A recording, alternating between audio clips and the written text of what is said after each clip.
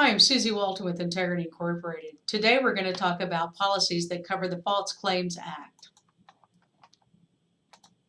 This is the Employee Education About False Claims Act. It was established 1/11 of 2010. The False Claims Recovery Policy. Integrity must provide information about the following subjects to all employees, contractors, and agents who furnish or authorize the furnishing of services, perform billing or coding functions, or are involved in the monitoring of services provided to our consumers. Those policies cover the Federal and State False Claims Act, administrative remedies for false claims and statements, state laws pertaining to civil or criminal penalties for false claims and statements, whistleblower protections, the role of the Federal and State False Claims Acts in preventing and detecting fraud, waste, and abuse in federal programs. Integrity incorporates policies and procedures for detecting and preventing fraud, waste, and abuse.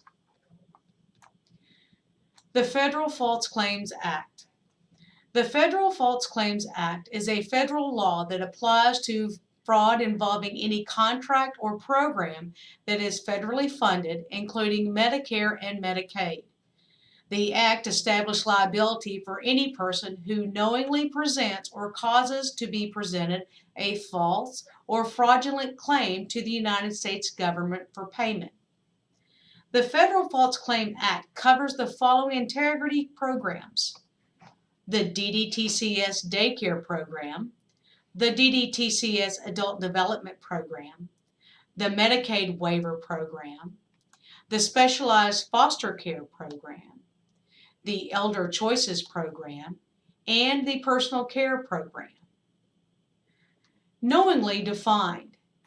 Under the federal false claim, knowingly is defined to mean that a person has actual knowledge of false information on the claim, acts in a deliberate ignorance of the truth or falsity of the information on the claim, or acts in reckless disregard of the truth or falsity of the information on the claim. The Federal False Claim Act does not require proof of a specific intent to defraud the United States government. Instead, entities can be prosecuted for a wide variety of conduct that leads to the submission of fraudulent claims to the government. Examples include knowingly making false statements, falsifying records, double billing for items of service, or submitting bills for services or items never furnished. Claim is defined as: under the federal false claim, a claim includes any request or demand for money that is submitted to the United States government or its contractors. Liability. Agencies, whether person or organizations, that violate the Federal False Claim Act can be subject to civil monetary penalties ranging from $5,500 to $11,000 for each claim submitted to the United States government or its contractors. Whistleblower provision. The False Claim Act includes a quantitative or whistleblower provision to encourage individuals to report misconduct involving false claims. The whistleblower provision allows persons with actual knowledge of allegedly false claims to the government to file a lawsuit on behalf of the United States government. The whistleblower procedure. The whistleblower, also known as the realtor, must file a lawsuit on behalf of the government in a federal district court. The lawsuit is kept confidential while the government reviews and investigates the allegations contained in the lawsuit and decides how to proceed. Rights of parties to whistleblower actions. If the government determines that the lawsuit has merit and decides to intervene, the United States Department of Justice will direct the prosecution of the lawsuit. The whistleblower can continue the lawsuit independently if the government decides not to intervene. The award. If the lawsuit is successful and certain legal requirements are met, The whistleblower may receive an award that ranges from 15% to 30% of the amount covered by the government. The whistleblower may also be entitled to reasonable expenses, including attorney fees and costs of bringing the lawsuit. Protection from retaliation. The False Claim Act provides whistleblowers from retaliation that results from filing an action under the Act, investigating a false claim, or providing testimony for or assistance in a federal False Claim Act action. In the event of retaliation, the whistleblower is entitled to additional relief, including employment reinstatement, back pay, and other compensation. Arkansas Medicaid Fraud False Claims Act. The state of Arkansas enacted the Arkansas Medicaid Fraud False Claims Act to help the state government combat fraud and recover losses from fraud in state Medicaid program purchases and contracts. Actions that violate the Arkansas Medicaid Fraud False Claims Act include knowingly making or causing to be made any false statements in any application for benefits under the Arkansas Medicaid program, making false statements for use in determining rights to benefits or payment, knowingly withholding information of any occurrence of any event that would affect the approval of or amount of benefits, having applied for benefits for someone else and using those benefits for a third person, requesting payment for someone who claims to be a physician but is not a licensed physician, solicits or receives a kickback, bribe, or rebate for services, charging of individual for services that can be paid under the program, paying for someone to refer an individual to the integrity program. A whistleblower may receive 10% up to $100,000 recovered by the state government. The whistleblower is protected from retaliation, such as firing from employment, demotion, or causing the work environment to be hostile. Integrity Incorporated's Management Quality Assurance. Integrity Incorporated combats Medicaid fraud and abuse by investigating complaints, conducting proactive case development, and raising awareness of new anti-fraud initiatives through internal training. Management Quality Assurance is responsible for spearheading efforts to detect, investigate, and prevent fraud and abuse. MQA supports Integrity Incorporated's compliance with contracts and government programs through activities that identify, prevent, and reduce fraudulent and/or abusive conduct against all services provided.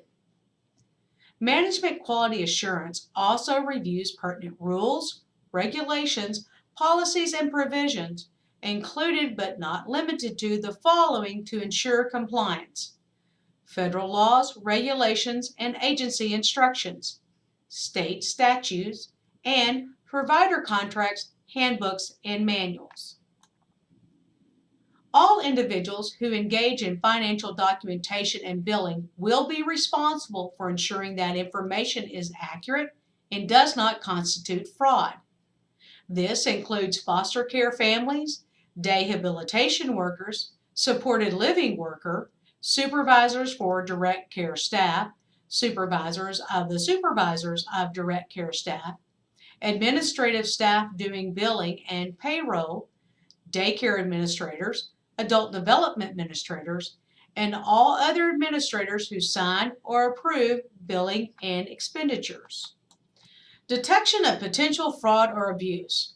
Reporting fraud or abuse can be done by contacting the employment supervisor of the agency funding source, going to the Medicaid fraud reporting website for the Attorney General, which is www.ag.arkansas.gov/contact us Medicaid fraud form. Call the Attorney General's office at 501-682-8282 2007 or toll free at 1-866-810-0016. When reporting potential fraud, you will need to be able to provide the following: the names of the individuals involved in the suspected fraud, when the fraud occurred, where the fraud occurred, which programs or individuals were affected by the fraud, a thorough description of the fraud, who has first-hand knowledge of the fraud, and who may also have knowledge of the fraud. Other methods of detect may include, but not limited to, the following: proactive review and analysis of any claim involving services for consumers, case note reviews done by the case manager supervisor, and the payroll supervisor. Investigations of incidents involving fraud and abuse. Integrity Incorporated reviews reported incidents of fraud and abuse and performs the following: conducts investigations to substantiate or refute the reported incidents, identifies overpayments for recovery, implements corrective action, which may include but are not limited to employee termination and referral to the appropriate government or law enforcement agencies, makes every reasonable effort to assure that the whistleblower is protected from any form of retaliation. Prevention of fraud and abuse. Management quality assurance will prevent fraud and abuse prevention, recognition, and reporting. Conducting on-site visits to confirm services are provided by the following: foster parents, rehabilitation workers, supported living staff, adult development staff, daycare staff, case managers, case manager supervisors, program development staff, recommending and implementing claims billing safeguards, discussing fraud issues with external organizations who might have knowledge for the provision of services by Integrity Incorporated staff. I have read and understand the above information about false claims and whistleblowing. Require your signature and date here.